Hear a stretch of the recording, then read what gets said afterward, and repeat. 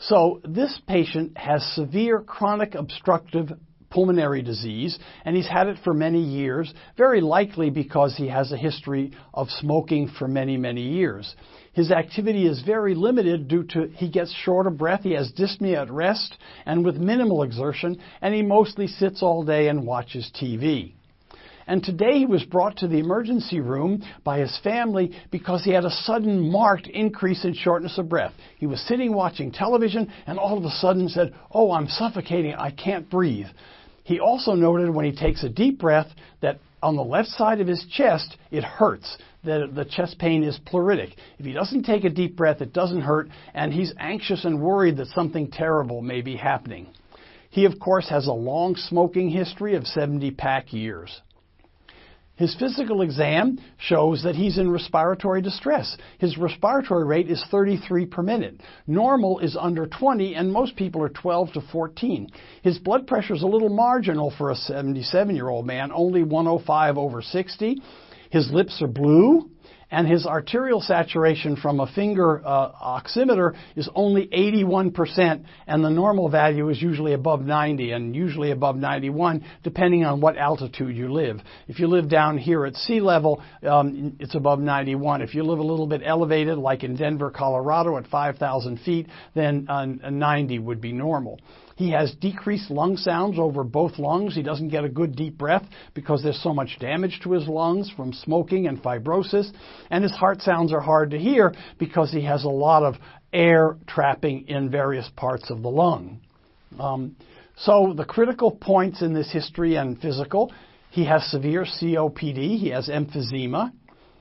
He suddenly becomes short of breath.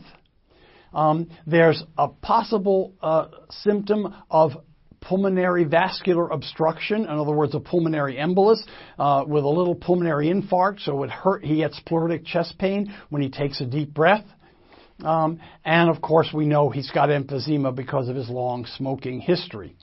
So on physical exam, the findings that are of interest: first of all, he has a respiratory rate of 33 per minute, very abnormal. This could be due to his COPD, his baseline, but it's also possible that he's had a pulmonary embolus, which also increases the respiratory rate. His blood pressure is a little low for a 77-year-old man, and that could be due to severe lung disease and causing failure of the right ventricle, although we didn't see that on physical exam. Or it could be a pulmonary embolus that's dropping his blood pressure. And of course, he's got inadequate oxygenation, either because of his severe lung disease or possibly in combination with a pulmonary embolus.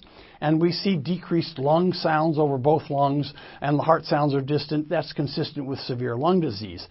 What's the diagnostic option? Well, we would want to look for pulmonary embolism. That would be a CT or a CAT scan, a computed tomographic scan. It's an X-ray, special X-ray with contrast. And here we see it.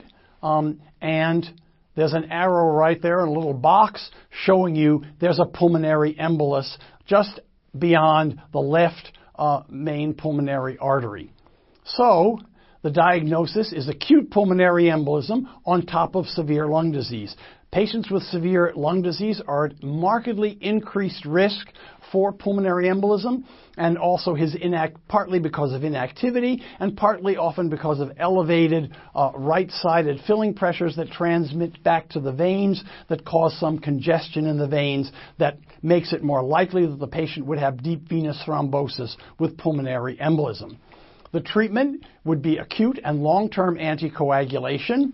However, if the echocardiogram showed that there was a lot of right ventricular dysfunction, then we would give a thrombolytic agent, that is, we would dissolve the clot, or you could remove the clots in the interventional radiology suite with a vacuum catheter.